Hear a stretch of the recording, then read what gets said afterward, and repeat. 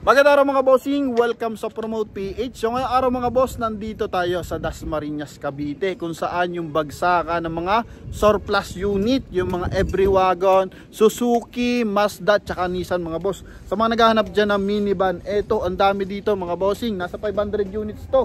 Yan, pang negosyo at tsaka yung mga drop side mga bossing available dito. So dito lang yan sa Dasmariñas, Cavite. Kaya sa ating mga buyers na interesado about sa presyo mga bossing, then itutur ko kayo ng bahagya sa mga unit mga boss, no? Yan, so sa mga interesado, tara mga boss, ang dami nito. Alright mga boss, eto na yung ating mga unit, no? Yan, meron tayong minivan, meron tayong drop side, price range 220 and up. So pinakamahal daw dito is yung mga ganitong klase 380. Automatic transmission 4x4, tapos keyless entry. Akalain mo yun mga boss, no? Meron ganun pa. Then 200 plus din yung drop side kapag 4x4. Yan mga bossing. Ito yung mga mukha. So kalimitan na makina DA16, DA17, in short 3 cylinder na naka fuel injected mga boss. Then sa mags R13 yan, halos pare-paras naman. Merong Nissan, merong Mazda mga bossing. Okay, eto Nissan to. Oh. Yan, Nissan. Then meron ding Mazda mga bossing. Yan, okay. So eto, ang daming unit mga boss. Pipili lang kayo. Merong magagandang forma, may iba't ibang klase ng forma mga boss. Yan, so eto mapapansin mo magkapara sila ng model. Burgundy, kala mo APB maliit. So sa mga familiar dyan sa Suzuki, akala mo APB na maliit to mga bossing, no? Yan, ang gaganda, ang cute. Ito naman yung kabilang side. So may papakita ko sa inyo. Ito 4x4 unit. Then ito naman, so sa mga familiar dyan sa Suzuki, sa mga latest model, ito AGS. Para siyang espresso, para siyang Desire. Yan o, meron siyang plus minus. Automatic transmission pero meron plus minus. Then available din sa Jimny. Yan, meron din mga truck na ilang piraso. Okay. Ayan yung mga truck. Ito yung ibang unit. Ito ata yung pinakamahal, 380. So sila na yung bahala sa papel, sila na yung bahala sa plaka. Yan mga boss, sila yung bahala mag-process. May mga nakatutong din. Ito naman yung kabilang ano. Ito ata yung medyo mahal. O, keyless entry oh. Ito yung loob, naka-leather na. Ito yung finished product, no? Ito may finished product na sila. Naka-leather, naka-power fold, naka-power adjust yung side mirror. Ang galing, ito yung loob. So 4 to 5 seater lang din to mga boss. Yan, dalawa yung kanyang sliding door, magkabilaan. Ito yung likod. Yan, may reverse parking ano pa, camera. Yan mga boss. So sa mga naghahanap ng ganitong unit, eto. May dashcam pa. May puti. Mapansin meron siyang ano eh. Makikita mo naman sa disenyo kung mas mahal ng bahagya kasi nga meron siyang spoiler. Yan, may running board. Compare mo dun sa isa. So I think mas mura ng bahagya to. Okay. Yan. Oh, may fog light na mga boss. Nakakurom yung kanyang front grille. Ito yung ibang klase. Yan, basta pinakamura 220. Oh, pili kayo dito mga bossing ha. Yan, mga interesado, meron namang naka mags, meron naka steel rim. Yan. Pero para-paras lang R13. Oh, guwapo. Oh, shout out kay Idol. Ang gara niya no. Ano pangalan niya? Palet. Suzuki Palet. Yan, then meron din Suzuki Spacia, then meron ding ano ba 'yon? Nissan Highway ba 'yon nakalagay? So, hindi ko lang matandaan mga boss. Mamaya silipin natin ang bahagya. So ito naman drop side with canopy. So yung nandun kanina is 4x4. Yan, 200 plus pa rin. Every wagon, NB Clippers 100. Yan. Okay. May mga ilang pirasong truck din mga boss. Yan. Ito yan o, Nissan mga bossing. May Mitsubishi rin pala, no? Yan, may Mitsubishi rin pala mga bossing. Sa mga Mitsubishi lover, eto. Yan. Wala pa, i-convert pa lang nila. Na-convert na yung kanilang manubela, yung dashboard. So nalipat na, pero hindi pa na-convert yung ibang parts mga bossing. Dito tayo sa kabilang side. Eto naman. Yan. Oh, pili na kayo dito mga boss. Baka sakali maabutan nyo. Eh, de meron na kayong idea. Yan, Mazda. Yan, okay. Ito may mga running board. Magandang tingnan kapag may mga running board mga boss. Yan oh. May mga ganito pa oh. Tawag dito nga natin, body kit. Yan oh. Body kit running board yan oh. Oh. Ito yung bumper, may extension ng bahagya. Yan oh, may mga running board 'to mga bossing. Oh, kalimitan automatic transmission. Then marami rin namang 4x4. Yan. Dalwa ilaw. Laki ng fog light. Yan nga. Oh. Ito ang cute na ano, drop side oh. Oh, hindi ko lang sure. Nilagyan nila ng bull bar sa likuran. Ito naman yung kabilang side. Oh. Kaya solda to? Kaya nakasolda to? Ito, automatic transmission pa rin. Beige yung interior. Naka 2 din adjust system, leather yung upuan. Solda to ya? Hindi pa. Hindi pa yata. Hindi pa. Ito yung kanyang front area. Oh, ranging price 200 plus. 200 plus mga bossing. Kanina kasi nandito 200 ano yun eh. 45 nakuha nila. Ang ganda rin. Yan mga bossing. Oh. Ito, every wagon turbo. Yan. Kuya yung every wagon turbo may turbo talaga? May turbo talaga? Wow, nice pala to ah. Yan, may turbo. May mga spare tire pang baon. Oh. Yan yung manibela mga boss. Ko-convert pa lang nila.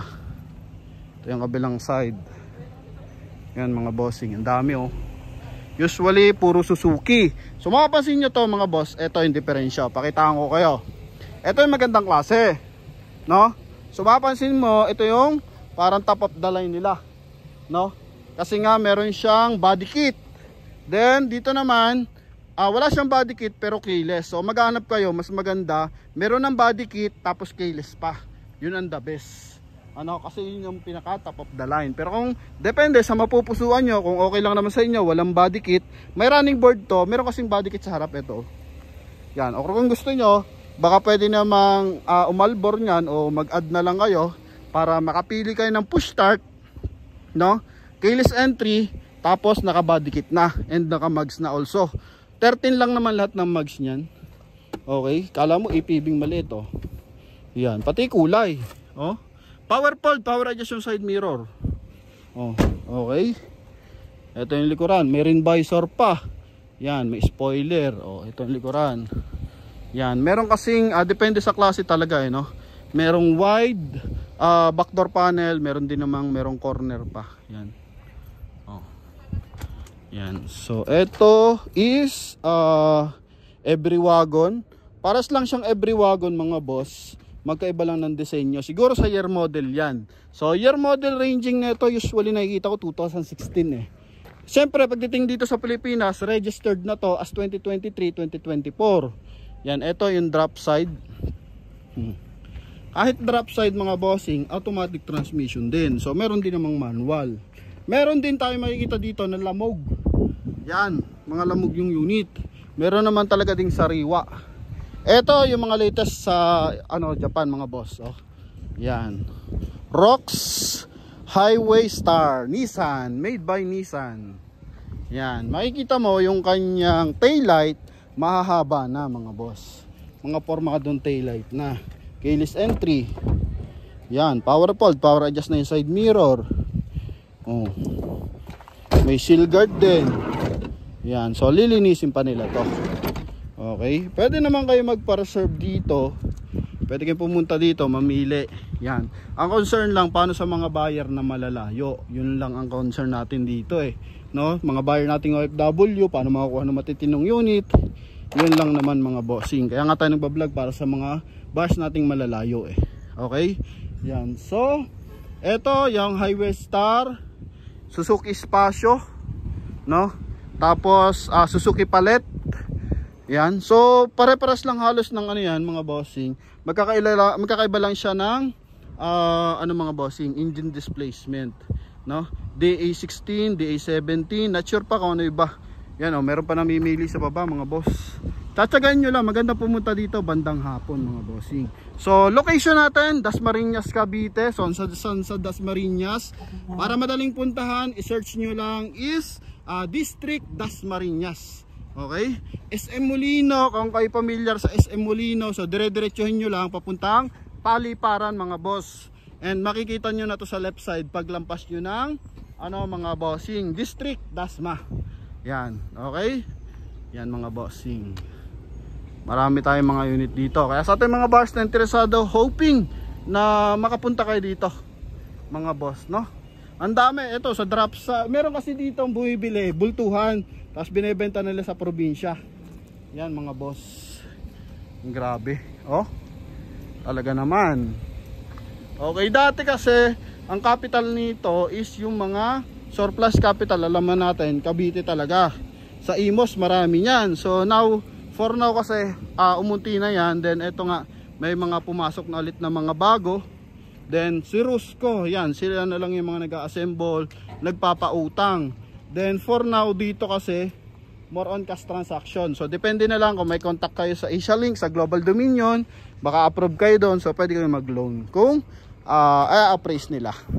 Yan, iba-iba yung mukha mga boss, no? Yan mga bossing. Pwede kayo mamili. Yan. Grabe. Ang dami unit. Yan, 380 pinakamataas, then 220 daw ang pinakamura. Mga boss. So, eto. Yan, mga bossing, no? Pwede ka magsama ng mekaniko. Pwede na may check dito, may mekaniko rin naman sila. Pero maganda kasi may mga nangangalikot sa loob-loob kasi merong mga unit na halimbawa butas yung mga water reserve para mapalitan agad nila dito mga bossing. Yan, okay, para ma-quality control, matest drive ang unit. Yan, so sa plaka at saka sa RCR sila na yung bahala mga boss. Malalaki yung front grill nila, space ng front grill kasi nandyan yung radiator tsaka cooling system. Yan, makikita mo naman. Oh, iba't ibang klase yung fog light, bilog, merong kwadrado yung fog light. Oh, mga boss. Okay, hoping nagkaroon ka ng idea sa ating mga unit, kaya sa ating mga bars na interesado. Ito po, lagay ko rin sa description yung address nila mga boss, no? Yan, sa mga interesado, ito pwede nyo i-search Jan Japan Cavite Manila, Jan Groups of Company. Okay, ito. Yan. So sa mga interesado, ito po yung ating mga unit, and hoping meron kayong mapili kahit dito sa ating mga mumurahing unit ito mga boss. So sa mga interesado, pwede kayong sumilip dito sa ating lokasyon. Okay, alam ko is to mga bossing, mabilis lang to, malapit lang to sa SM Molino, isang sakay lang. Yan, so yun lamang mga boss. Thank you very much and God bless you all. Bye bye.